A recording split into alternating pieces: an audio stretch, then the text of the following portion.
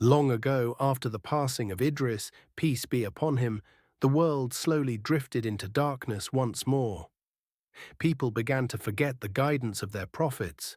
Hearts that once beat with faith grew cold, and whispers of shaitan slithered into their minds. Corruption spread like a shadow, and soon the people abandoned the worship of Allah, turning instead to idols crafted by their own hands. These idols, Wad, Suwa, Yaguth, Ya'uk, and Nasser, were once the names of righteous men honored for their piety. But as time passed, their names became symbols of false gods, and the people worshipped them, hoping for blessings and protection. In this darkness, Allah, in His mercy, chose a man to guide them back to the light. Nu, peace be upon him. Nu was a kind and humble man, known for his honesty and compassion. From a young age, he felt a deep connection with his Creator.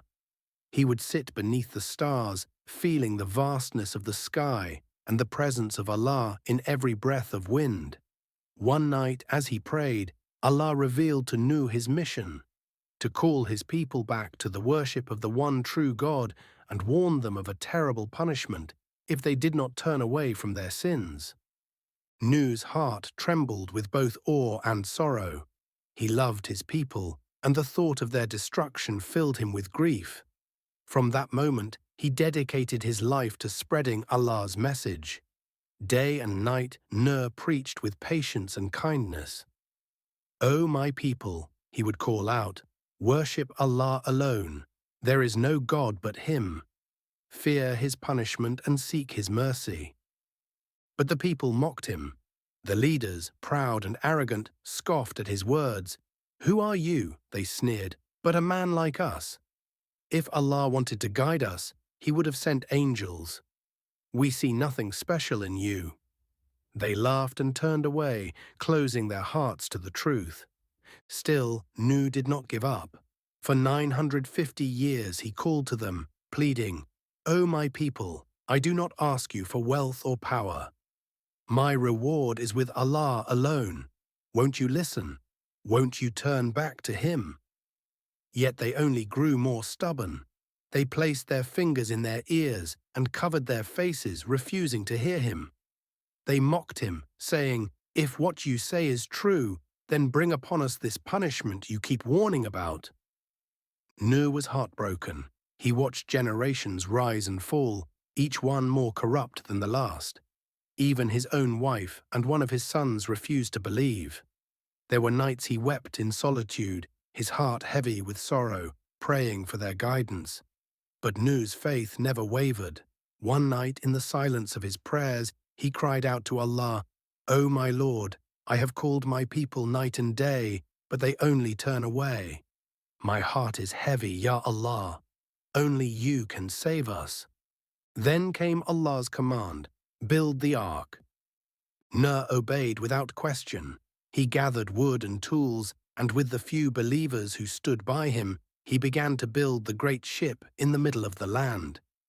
The disbelievers mocked him endlessly. "Look at Nur," they jeered, "building a ship on dry land. Has he gone mad? Where is this flood he speaks of?"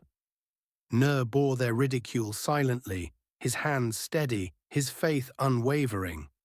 When the ark was finally complete, Allah gave Nuh one last command: "Take with you a pair of every creature and gather those who believe." The sky darkened, heavy clouds rolled in, and the wind howled through the trees. The animals came in pairs, guided by Allah's will: lions and lambs, birds and insects, each finding their place upon the ark. Only the creatures of the sea remained in the waters, untouched by the coming flood. Then the rain began. The heavens opened, and water poured down in torrents. The earth trembled as springs burst forth, flooding the land. Rivers swelled, devouring everything in their path. The people ran in terror, scrambling to the highest ground, but there was no escape. Nu stood at the entrance of the ark, searching for his son. "My son," he cried, "come aboard and be among the believers." But his son, filled with pride, refused.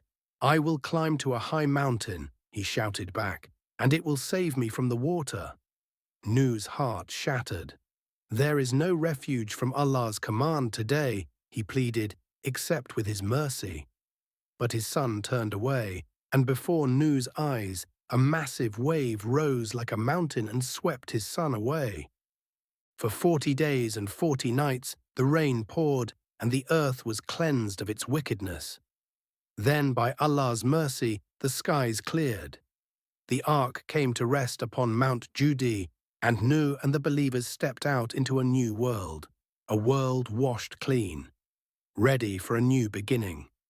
Nuh fell to his knees, tears streaming down his face, and thanked Allah for his mercy.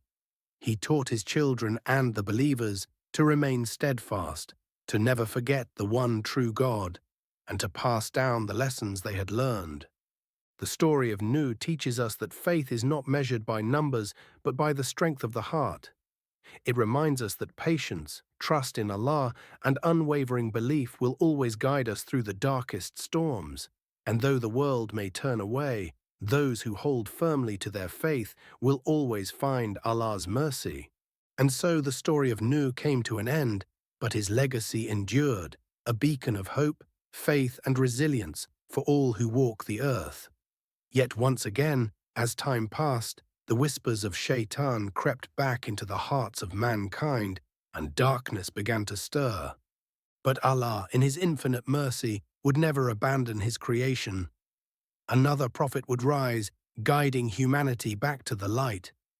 And so the story continues.